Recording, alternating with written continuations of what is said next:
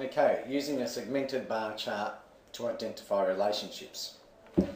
The bar chart, segmented bar chart, consists of two or more columns, each of which matches one column in the two-way table that we had in our previous lesson.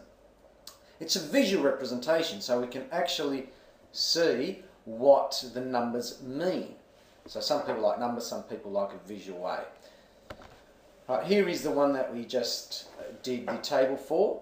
We've got the females and we've got the males and Liberal and Labor of preference. Now if we went back to the table, we can see that we had females and Labor 52.9% and that preferred Liberal were 47.1%, and the males 52.2% and 47.8% preferred the Liberal.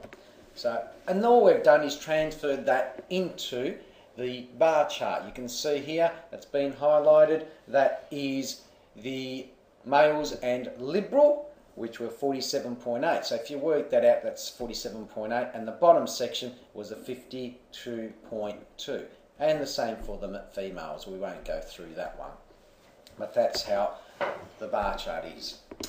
Example says, for the following table, draw a segmented bar chart and comment about smoking. So we've got different educational levels here, and I won't go through them all, I'm sure you can see them. And then we got smoking status over here, when they're smokers, past smoker, or never smoked. You can see the year 9 or less, there's a total there of 99.9. Now I know it's not 100, but we say that it's close enough to the 100. So we're going to make this segmented bar chart for this. Alright, I'm not going to go through all the table, I'm sure you can see it. So the first one, we've got year 9 or less, and that was 33.9 for the smokers, and you can see that's roughly 33.9 in there. Then the second part of that year 9 or less is the past smoker, which is a 36%, and if you add the two together, that's about 69.9, it's about 70, which is about the halfway mark. And the other, the 30%, is the rest of it, which was the never smoked. And we do the same for year 10 or 11, the year 12 and the university.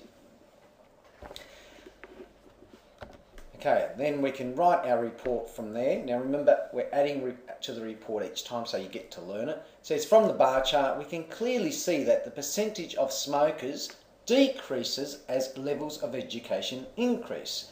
You would assume that as people get older and wiser and have more education, that they stop to smoke. And we continue it with 33.9% of year 9 or less students smoking compared to 18.4% for university. So you can see from 33.9 in year 9 or less that it's dropped to 18.4 for university. We can therefore say that smoking is related to education. So we would assume, as I said before, as you get older, you get more wiser and you realise smoking is bad for you, and therefore you do stop.